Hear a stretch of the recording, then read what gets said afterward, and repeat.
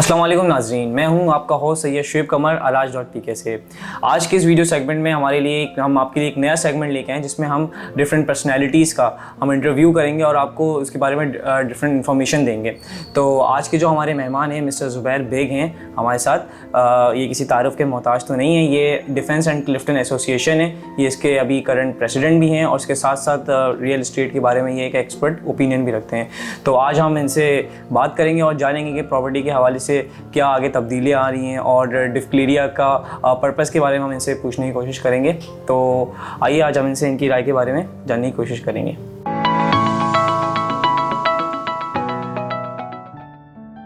सबसे पहले तो मिस्टर ज़ुबैर बेग, मैं आपका सबसे ज़्यादा मशकूर हूँ कि आपने अपने बिजी शेड्यूल में से थोड़ा सा वक्त निकाला और Alaj.pk के लिए हमें इनवाइट किया।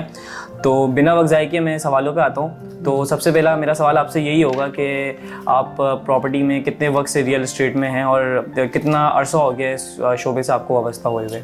जी, मेरे को तकरीबन कमोबेश 25 साल हो गए इस रियल इस्टेट के कारोबार से मुंसलिक हुए और बहुत से अदवार देखे, बहुत सी गवर्नमेंट्स देखी और रियल इस्टेट के उतार चढ़ाव हमने बहुत से देखे।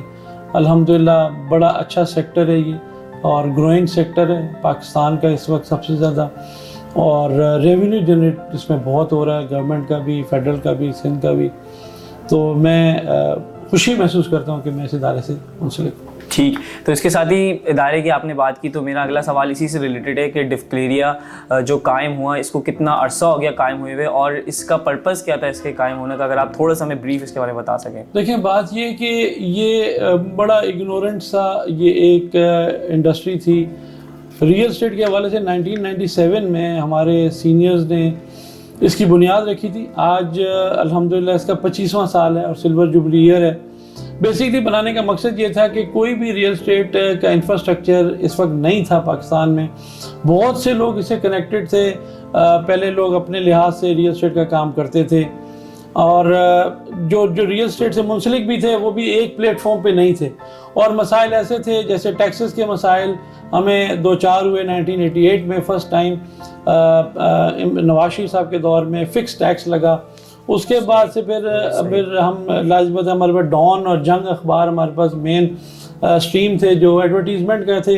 उसके बाद कोई एक तनाज़ा हुआ था एक कोई डॉन अखबार में इश्तिहार देने पे।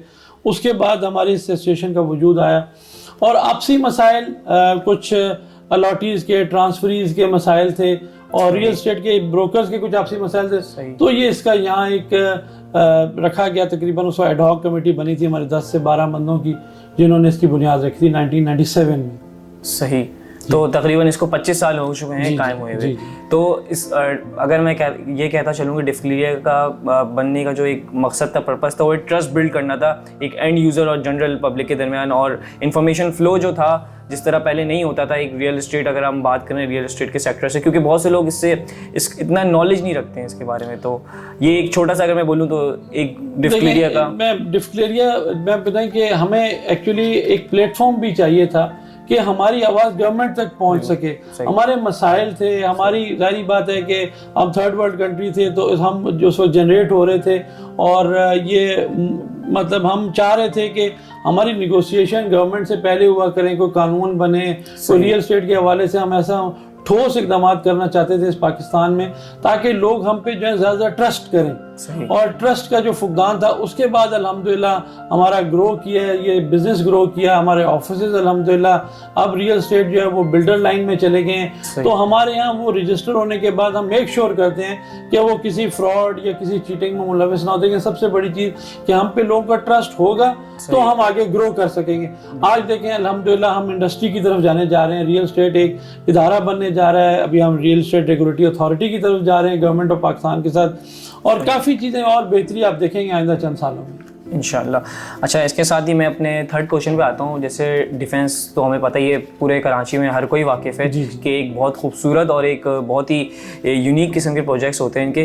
तो अभी हालिया ही कुछ साल पहले डिफेंस ने एक नया, इनके एडमिनिस्ट्रेशन ने एक नया प्रोजेक्ट शुरू किया था, वो सुपर हाईवे की तरफ मौजूद है जो DHA-City की मैं बात कर रहा हूँ। इसमें बड़े बड़े इन्वेस्टर्स भी हैं। एयरवाई लगूना की हम बात करें तो उसमें भी जॉइंट वेंचर है उनका।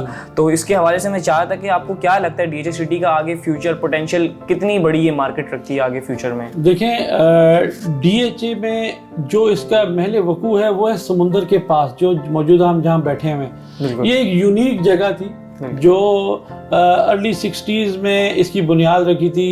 ہمارے نیول ایڈمرل تھے US سعید صاحب نے اس کی بنیاد رکھی تھی, اور یہ شہداء کو اور جو غازی آفسرز تھے اور جو 65 کی جنگ میں جو شہید ہوئے ان کی فیملی تھی, تو بیسیکلی یہ ان کے ذہن میں چیز تھی کہ ہر آفسر کو ایک بینیفٹ دیا جائے. ان کی سروسز ہوتی ہیں لیکن یہ واحد شعبہ تھا جو اپنی جان قربان کرتا ہے, اور الحمدللہ آج اگر پاکستان قائم و دائم ہے تو اس ادارے کی وجہ سے, پاکستان آرمی کی وجہ سے, پاکستان نیوی اور پاکستان ایئر فورس کی. تو یہ جوائنٹلی DHA کے نام سے یہ سمندر کے پاس انہوں نے ڈیولپ کیا. اس کے بعد سے آپ دیکھ لیں کہ 20-25 سال ہو گئے ہیں اس ادارے کو, اور یہ ایک مضبوط ترین ادارہ. سب سے بڑی چیز کہ اس پہ ایک ٹرسٹ ہے کہ جو ڈاکیومنٹ آج 1960 میں جس کے نام پلاٹ تھا آج بھی اسی کے نام ہے, اور اگلی آگے رہتی نسلوں تک بھی وہ پلاٹ اسی کا رہے گا. تو پاکستان میں اس سے بنیادی چیز جو ٹرسٹ ڈیفیسٹ تھا وہ DHA نے آ کے پورا کیا, اور الحمدللہ میں بڑے خوشی محسوس کرتا ہوں کہ میں DHA کا حصہ ہوں.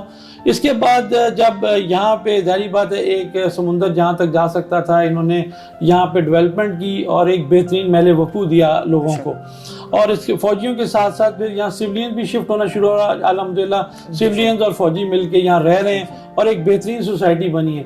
اس کے ساتھ جب ظاہری بات ہے جگہ کم پڑتی گئی تو DHA سٹی کے نام سے انہوں نے پروجیکٹ اناؤنس کیا سپر ہائی وے پہ, جو یہاں سے تقریباً 1 گھنٹے کی مسافت, 56 کلومیٹر. لیکن انشاءاللہ تعالیٰ جب یہ ہمارا ایکسپریس وے بن جائے گا تو ودن 30 منٹس ہم انشاءاللہ DHA سٹی میں ہوں گے. اور DHA سٹی جیسے کہ یہ ایک مضبوط اور طاقتور اور ڈاکیومنٹز وائی نمبر 1 پوزیشن پہ ہے DHA کراچی.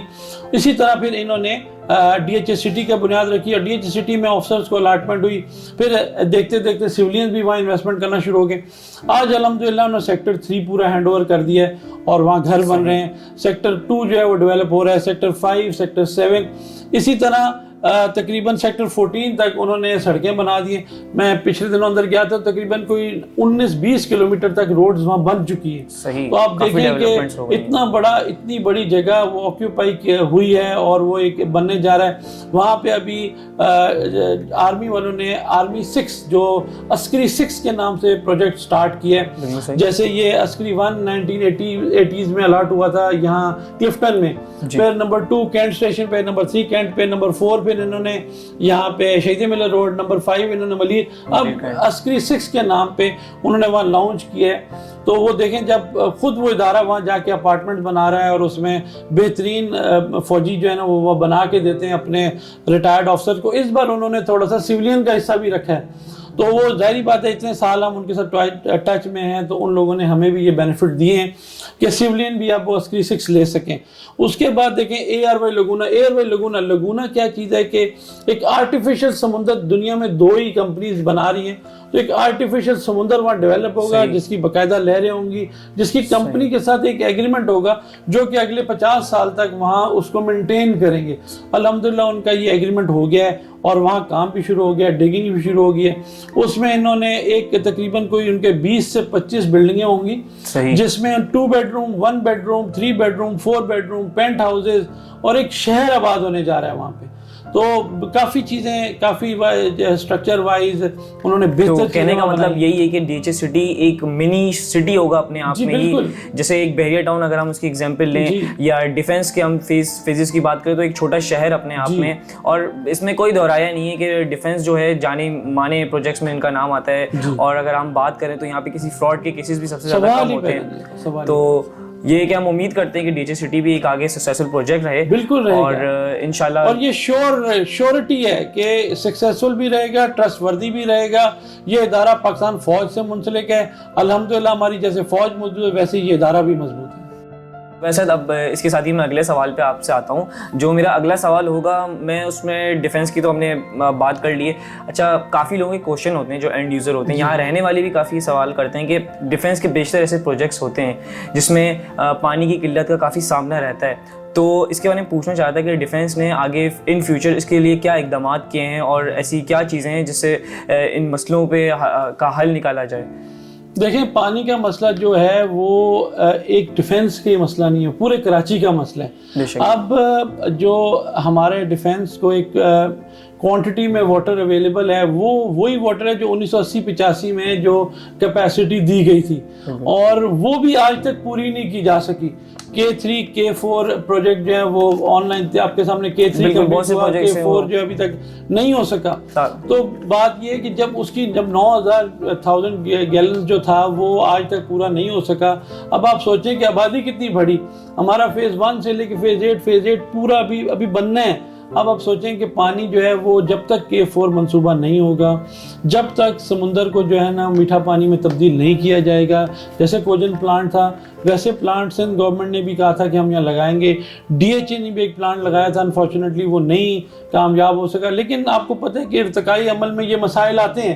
DHA نے کوگن پلانٹ ایک لگا کے انیشیٹو لیا تھا. اب انفارچونیٹلی ظاہری بات ہے ہماری اپنی ٹیکنالوجی نہیں تھی تو وہ نہیں چل سکا, لیکن کافی دفعہ اس کو ٹھیک ریپیئر کرانے کی کوشش کی جا رہی ہے. اور ہم اب سندھ گورنمنٹ کو بھی کہوں گا اور فیڈرل گورنمنٹ سے بھی ہمارا یہ ہوگا کہ بھائی پوری دنیا میں سمندر کے پانی کو میٹھا کر کے عوام کو مہیا کیا جا رہا ہے. اگر وہ ہوگا تو سمجھ لیں کہ ہمارا کافی حد تک پانی کے مسائل حل ہو جائیں گے.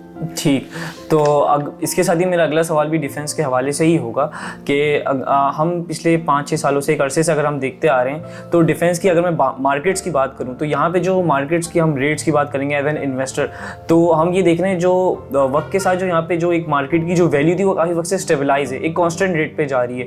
تو مجھے آپ سے اس کی وجوہات بھی پوچھنی تھی کیونکہ آپ کے بہت سے انویسٹرس تھے. جو ڈیفنس ایک ایسی مارکیٹ ہوتی تھی یہاں پہ ہر انویسٹر آپ کو ملے گا, چاہے آپ کمرشل ہو چاہے وہ ہاؤس میں انویسٹ کرنا چاہ رہے ہو, لیکن اب وہ انویسٹر بحریہ ٹاؤن کی طرف شفٹ ہو رہا ہے یا باقی دوسرے پروجیکٹس ہیں میمن گوڈ کی طرف. تو اس کی وجوہات کیا ہیں کہ ڈیفنس نے ایک ہی اسٹیبلائز ایک ہی ریٹ پہ ابھی تک؟ میں اس کی وجوہات یہ تھی کہ لا اینڈ آرڈر سچویشن, آپ کو پتہ ہے کہ یہ ایک پوش علاقہ ہے اور یہاں پہ شروع سے ہی لا اینڈ آرڈر پہ بہت توجہ دی گئی. اور یہاں پہ شفٹنگ آف ہاؤسز اس لیے ہوتا رہا کہ لوگ جب کراچی کی صورتحال خراب ہوتی تھی تو لوگ یہاں شفٹ ہوتے تھے. الحمدللہ کراچی کے حالات اب بہت بہتر ہیں. ہم پاکستان فوج نے اپنا کردار ادا کیا, رینجرز نے, پاکستان پولیس نے اپنی جانیں تک پولیس نے قربان کی. تو اس کی وجہ سے اب جب اسٹیبلٹی آئی ہے تو پورے شہر, یہ تو آپ کو پتہ ہے ایک خوبصورت شہر ہوتا تھا, کراچی کی ایک رونقیں ہوتی تھی, جیسے یہ روشنیوں کا شہر کہلاتا تھا اور ہے بھی الحمدللہ. اور آپ کو پتہ ہے کہ لائیولی فوڈ ہیں یہاں پہ, ریسٹورنٹس ہیں یہاں پہ, ہر چیز لائیو ڈے نائٹ یہاں پہ, یعنی کراچی جاگتا ہے جسے ہم کہتے ہیں. تو اس کی جو رونقیں جب بحال ہوئی تو اسکیم 33, MDA, تیسر ٹاؤن, اس کے بعد DHA سٹی, اس کے بعد جناب آپ دیکھیں اب GFS بلڈر والے, کمانڈر بلڈر والے, تو اور آپ نے دیکھیں ہاریزونٹل اور ورٹیکل دونوں ڈیولپمنٹس ہوئی. پھر اس کے بعد یہ شہر جب اب پتہ گرو کرتا جا رہا ہے, اب ظاہری بات جب گرو کرے, کراچی حیدرآباد آج سے 20 سال پہلے بالکل خالی ہوتا تھا, نوریہ آباد تک سوسائٹیاں اناؤنس ہو چکی ہیں. تو اس کی ریزن کیا ہے کہ اس کا مطلب ہے نیڈز ہیں, ہاؤسنگ کی نیڈ ہے. اب فیز 8 سے آگے تو ہم سی میں نہیں جا سکتے. تو ایک چیز تو اب یہ کیا ہے کہ یہ اب میچور جگہ ہو گئی ہے. یہاں پہ میں یہاں پہ آپ کو بتاؤں 40 لاکھ سے لے کے اور 2.5 کروڑ روپے کے اپارٹمنٹ بھی یہاں موجود ہیں, یعنی کہ ہم منیمم بھی یہاں پہ لے سکتے ہیں. اور اسٹیبلٹی سے یہ ہوتا ہے کہ کسی کی اگر قوت خرید ہے تو وہ یہاں خرید سکتا ہے. اگر ہم انہیپیٹلی پرائزز بڑھتی جاتی ہیں تو قوت خرید سے باہر ہو جاتی ہے. تو پھر جو یہاں اس محل وقوع میں آنا چاہتا ہے تو وہ خرید نہیں سکتا. اور بیسکلی سیکیورٹی اب اتنی اچھی ہو گئی ہے کہ اب میں نے دیکھا ہے کہ لوگ ایون کہ بحریہ ٹاؤن اور DHA سٹی میں اپنے گھر بنا رہے ہیں کہ وہ تھوڑا سا آؤٹ اسکرٹس میں جا کے رہنا زیادہ پسند, تھوڑی انوائرمنٹ وہاں بہتر ہے, پیسفل انوائرمنٹ ہوتا ہے تو لوگ زیادہ پریفرڈ کرتے ہیں. جو ڈیفنس کی بھی یہی وجہ تھی کیونکہ جو شہر کے شور شرابے سے ڈیفنس ابھی بھی اپنا یونیکنس, میں نے آپ کو کہا نا, سی کی وجہ سے ہمیشہ رہے گی. ابھی ہمارے بیچز دیکھیں, آپ کبھی گوادر سائڈ جائیں اور آپ کنڈ ملیر سائڈ اور سر اتنا خوبصورت بیچز ہیں. انشاءاللہ تعالیٰ آپ دیکھیں گے کہ یہ بیچز آہستہ آہستہ ڈیولپ ہوں گے. انشاءاللہ. اور اس کے ساتھ ہی میرا اگلا سوال پھر آپ سے ڈیفینس کے حوالے سے ہی ہے. ہم فیز 8 کی بات کریں تو فیز 8 ابھی سب سے زیادہ انویسٹر کا ایک مہو بنا ہوا ہے جہاں پہ سب سے زیادہ انویسٹمنٹ ہو رہی ہے, جس میں سب سے بڑی انویسٹمنٹ جو ہے ایمارٹ ٹاور جس کی ہم بات کریں, جس میں پرل ٹاور ہو گیا. تو اس کے حوالے سے میں آپ سے کچھ معلومات چاہ رہا تھا کہ آپ کو کیا لگتا ہے کہ فیز 8 کے اندر یہ جو پروجیکٹس ہیں, نیو پروجیکٹس جو بلڈ ہو رہے ہیں, ان فیوچر کتنا کردار ادا کریں گے ڈیفینس کی خوبصورتی اور انویسٹرس کے لیے کتنے مفید ہوں گے ان فیوچر؟ یہ دیکھیں یہ پروجیکٹ کی ضرورت کیوں پڑی, اس کی پروجیکٹس کی ڈی ایچ اے نے جو یہ ای مار سے اور ایچ ایم آر والوں سے حاجی رفیق پردیسی صاحب سے اور ای مار کے انتظامیہ سے یہ ایگریمنٹس اس لیے کیے تھے کہ پوری دنیا میں بیچ ڈیولپڈ ہیں اور بڑے ہائیلی ایکسپینسو اپارٹمنٹ ہیں جو بیچ کے ہوتے ہیں. انفارچونیٹلی ہمارے یہاں 60s 70s میں سی ویو اپارٹمنٹس بنے لیکن لوگ مینٹین نہیں کر سکتے کیونکہ وہاں پہ تھوڑی مینٹیننس مہنگی ہے. تو اب جو یہ state of the art projects آ رہے ہیں جیسے ای مار کے کورل اور آپ نے ان کا نام لیا, ویو جو ابھی اناؤنس ہوا ہے ان کا, اور اسی طرح ایچ ایم آر کے پروجیکٹ اناؤنس ہوئے, گریک مرینا ہو گیا اور ڈیفرنٹ اب دیکھیں یہ اس کی کیونکہ ہمارے جو پاکستانی جو باہر رہتے ہیں نا وہ کوئی نہ کوئی گھر چاہتے ہیں پاکستان میں بھی, تو ایک تو انسٹالمنٹس میں مل رہا ہے, اوپر سے اس کی لوکیشن سی لورز کے لیے بہترین جگہ ہے وہ, اور اس کی پرائزز بھی اس حساب سے ہیں. اگر ہم بامبے سے کمپیئر کریں, ہم ایون کے ایتھنز میں جائیں, ایون کہ ہم اسپین میں جائیں, ایون ہم اٹلی میں جائیں, آپ کو پتہ ہے کہ ان کے جو سمندر کے اندر جو اٹلی میں ملان میں اور اتنی وینس ایک شہر کا اگر ہم نہ لیں وہ پورا پانی کے اوپر ہی بسا ہوا ہے, اتنی ایکسپینسو ہے, ہمارے یہاں تو کچھ بھی نہیں ہے بالکل, کیونکہ ظاہری بات ہے کہ ہم تھرڈ ورلڈ کنٹری میں ہیں اور سب سے سستا اس وقت پاکستان ہے جہاں انویسٹمنٹ اور بھی ہونی چاہیے.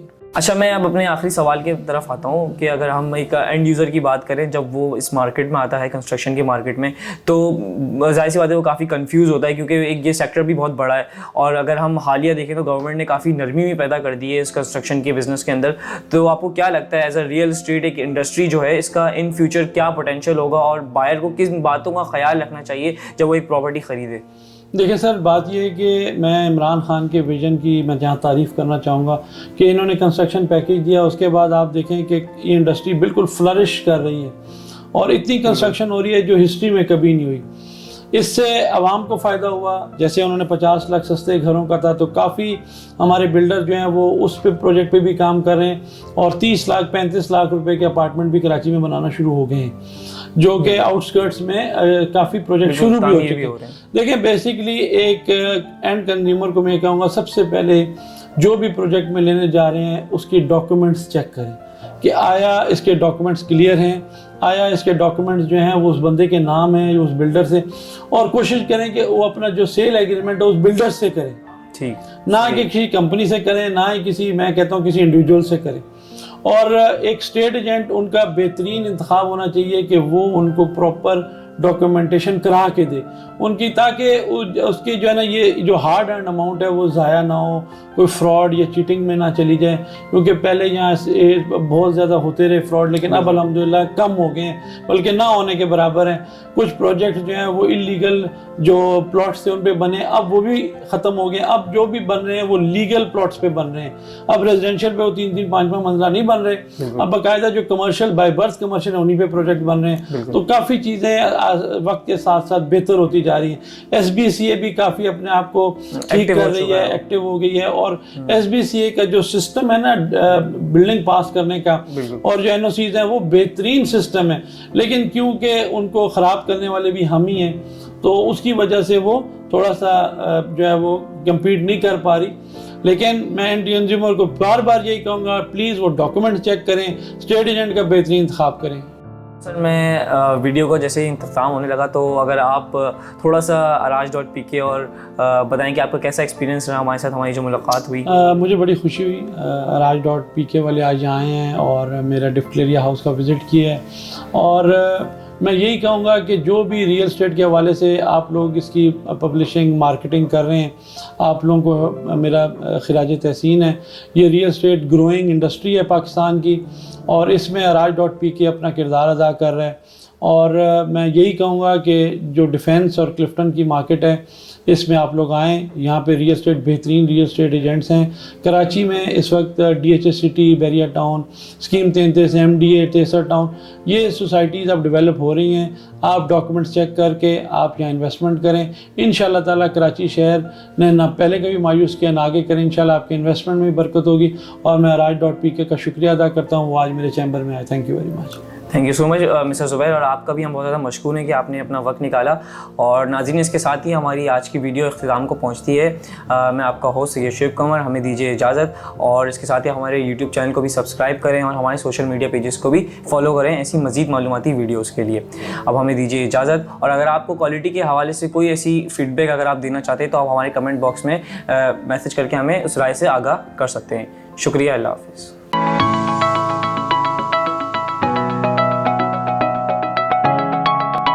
Araj.pk, جہاں زمین وہاں ہم.